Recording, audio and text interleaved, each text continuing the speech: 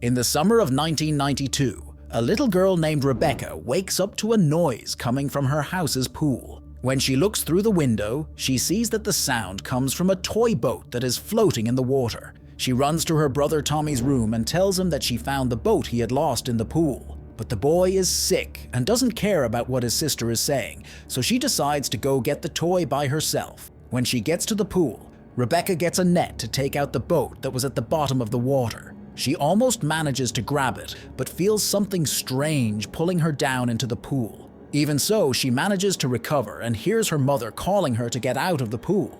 The girl swims to the surface, but her mother is no longer there. Confused, she tries to reach the edge of the pool, but when she sees her brother's toy boat, Rebecca goes back to get it. Unfortunately, she is pulled again by something strange and disappears into the pool without leaving a trace. Hey, what would you do if you rented a house with a pool, and every time you go in it, something very strange happens?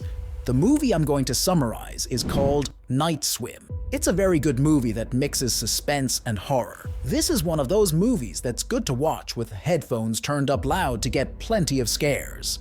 Before continuing with the summary, I invite you to subscribe to the channel, activate the bell, and leave a like to receive the best recaps. Nowadays, the Waller family, which has Ray, Eve, and their children Izzy and Elliot, is looking for a new house. Ray was a professional baseball player, but got seriously injured and had to stop playing, and now wants a quiet place to live with his wife and children. The couple talks to the realtor, who shows a beautiful house in a rich neighborhood, but the rent is very expensive. The family continues looking until they find a big house that is for sale. The realtor tells them that no one has lived in the house for a long time, but it's well maintained and has a huge pool in the back. The family goes to take a look, but Ray becomes more interested in the pool, which is covered with a tarp. While he looks closer, he sees an old baseball and goes to get it, but slips and falls on top of the tarp. Because of his leg injury, Ray can't swim properly, and the tarp seems to be trapping him underwater. Luckily, after much effort, he manages to climb up by the pool's edge and his family comes to help him. In the end, they give up on buying the house, and the next day, Eve takes her husband to another doctor's appointment. The doctor's news isn't good, because Ray's problem has worsened from a simple injury to multiple sclerosis. In other words, the former player won't be able to get close to baseball for a long time, and will only be able to do lighter sports, like swimming. Therefore, after the appointment, Ray suggests buying the house with the pool, because it could help him improve a lot. Eve agrees, and a few days later, the family starts moving to the new house.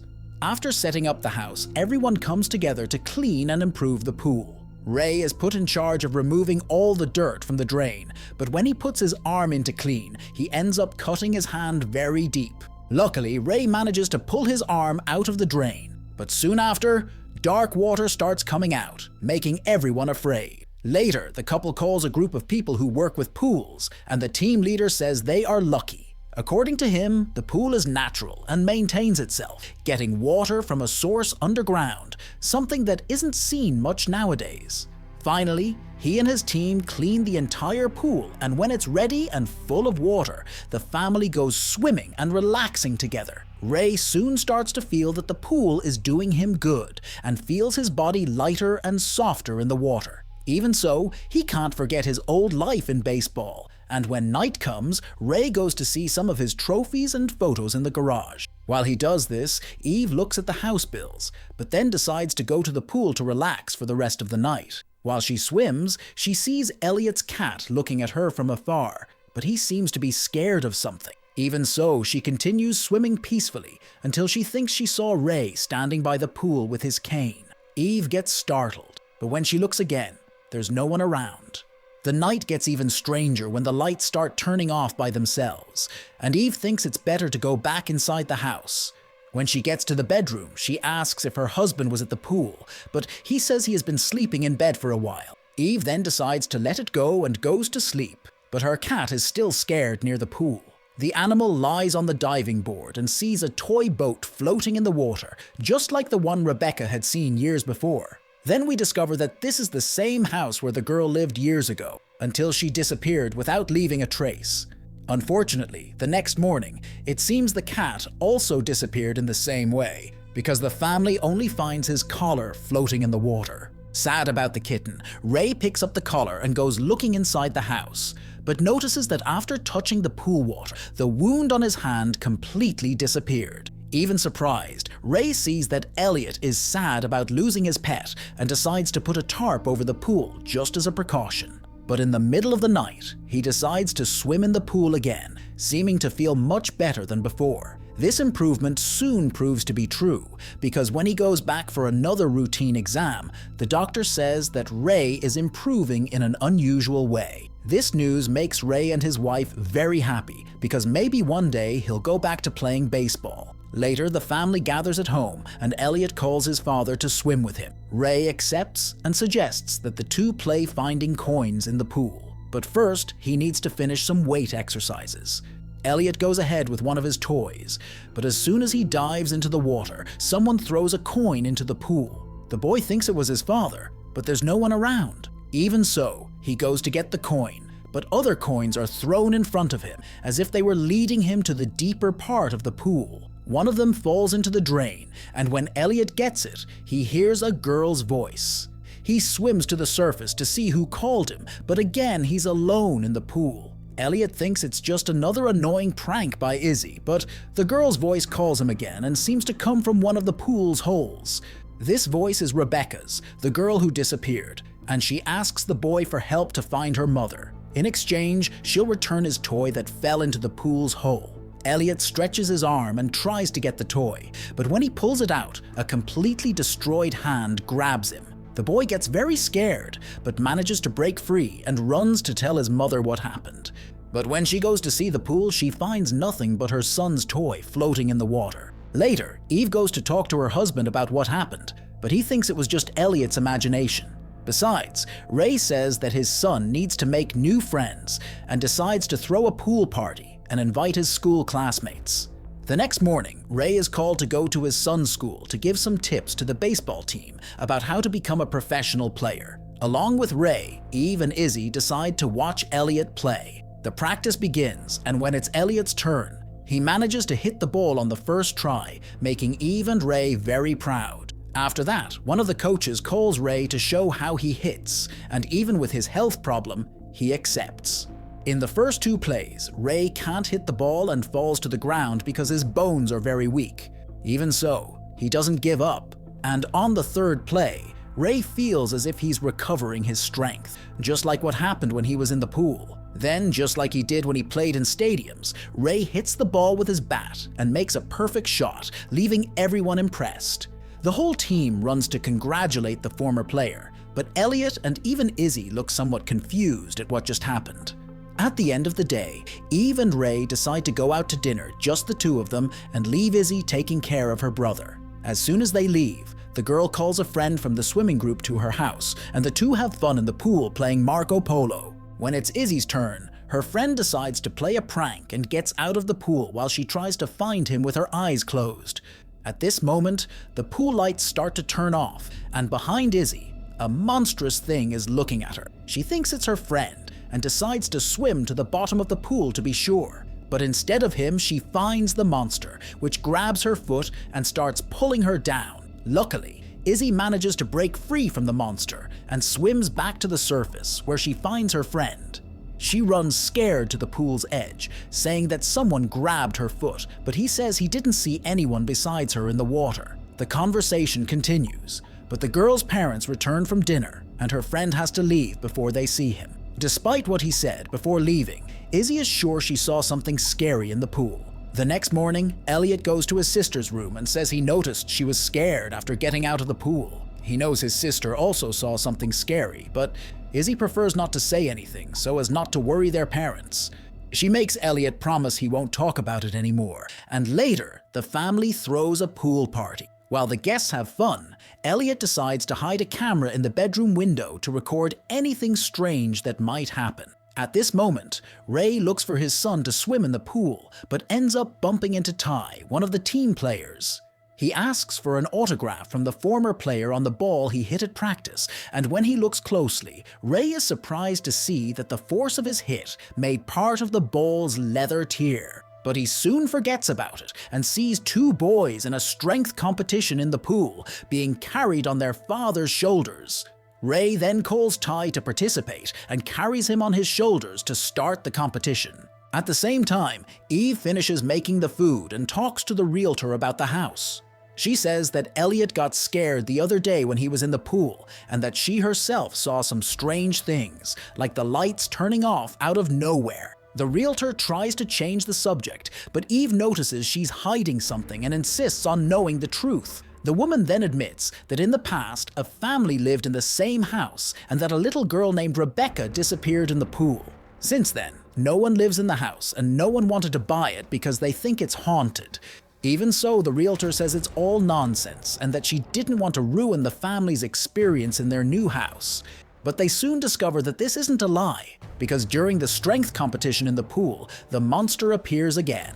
It becomes a black mist that comes out of the drain and goes straight to Ray's body, completely dominating. He then starts walking backwards toward the bottom of the pool, making Ty go underwater and start drowning. The boy tries to break free, but Ray holds him tightly and no one around notices what's happening. Luckily, Elliot sees everything through the camera and runs to his mother to warn her. But before she can do anything, Ty's parents notice their son is in danger and run to save him. The boy is saved by his father, who is scared to see his son's injured legs. Besides, Ray seems to have drowned in the pool and his family runs to help him. After this strange thing, the police investigate. But thanks to Eve's requests, Ty's parents decide not to press charges. Even so, they tell Ray to stay away from their son and not come near the team's practice field. After this incident that almost became a tragedy, Eve has no doubt that the pool is haunted, so without thinking twice, she packs her things and calls her family to leave the house as quickly as possible. Ray, however, doesn't want to go, saying that living there was the best thing that ever happened to him and that the pool is making him get better. But Eve is determined to leave and convinces him to get in the car. But as soon as the car starts moving, Ray starts feeling sick, as if he's drowning from the inside. Because of this, his family has to take him back home, and Eve becomes desperate, seeing that her husband seems to be possessed by what lives in the pool. To save him, she decides to investigate more about the house's history and discovers that there were more cases of people who disappeared in the pool. She then empties the pool and goes to Mrs. Summers' house, the last person who lived in the house and Rebecca's mother, to find out more information. When she gets there, Eve talks about what's happening in the pool and asks what happened to Rebecca. At first, the woman doesn't want to talk about it, but changes her mind and tells about the legend of a wishing well called Dagami. According to the story, the well can fulfill a person's greatest wishes, but a life needs to be given in exchange for them to come true. By fate or chance, Ray's house pool gets water from this well, and thus, the monster that grants these wishes lives there. Finally, Mrs. Summers reveals that on the night Rebecca disappeared, she was possessed by this evil monster. Inside, she wanted her sick son to get better, but the price to be paid was her other daughter's life. After hearing the whole story, Eve is horrified to realize that Mrs. Summers sacrificed one daughter to save the other. Even so, she asks the woman to tell her how to prevent the same thing from happening to Ray and her children. But before she can say anything, the woman starts feeling sick, as if she's drowning, just like Ray. Eve tries to help her, but Mrs. Summers also seems to be possessed by the monster, and her eyes, nose, and mouth start leaking dark water. The woman continues saying that the wishing well will soon demand the price of her sacrifice, and that this will continue happening forever. Scared, Eve flees from there and goes home, fearing the worst. She tries to talk to Ray on the phone, but he's in the shower, being dominated again by the pool monster. Minutes later, Izzy and Elliot return from school and call for their parents, but no one answers.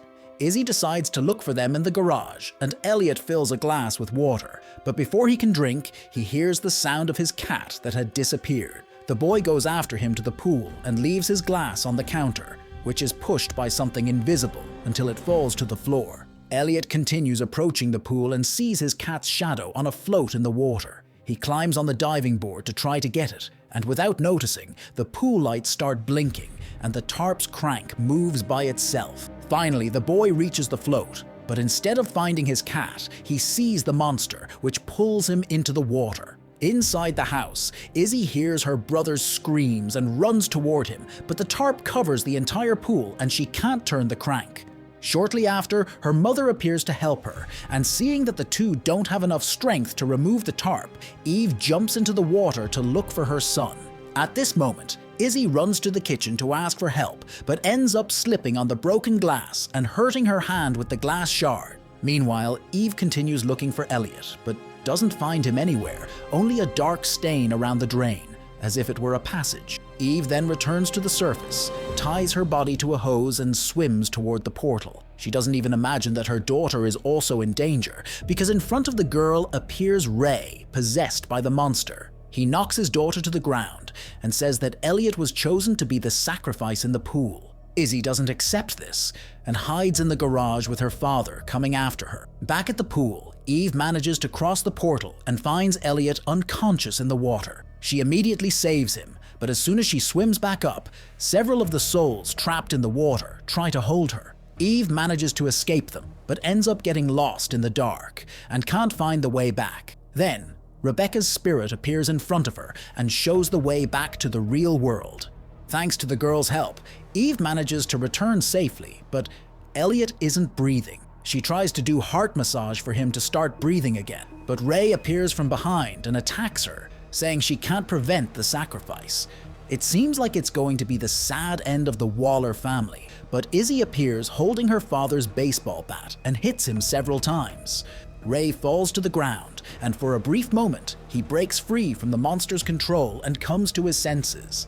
The family then decides to flee from the house, but as they move away from the pool, Elliot starts being attacked by the monster's power in the water. Seeing that his son will die if there isn't a sacrifice, Ray apologizes to everyone and walks toward the water. Izzy tries to stop him, but her father decides to give his life to save his family. Then, as a last heroic act, Ray swims toward the shadows that cover the water and is sucked by them. His family was finally saved from a sad fate. Even though the price was very high, Eve, Elliot, and Izzy gather in front of the pool, and their mother suggests they sell the house and start their lives again somewhere else. But her children say that the best way to honor their father's sacrifice is to prevent other people from falling into the monster's trap. Eve agrees with the idea and finally drains all the water from the pool and has an excavator cover it completely, leaving the Wishing Wells curse sleeping forever. And so the movie ends. What grade would you give this movie? Write your opinion in the comments, and don't forget to activate the bell to be notified of new recaps. So until next time.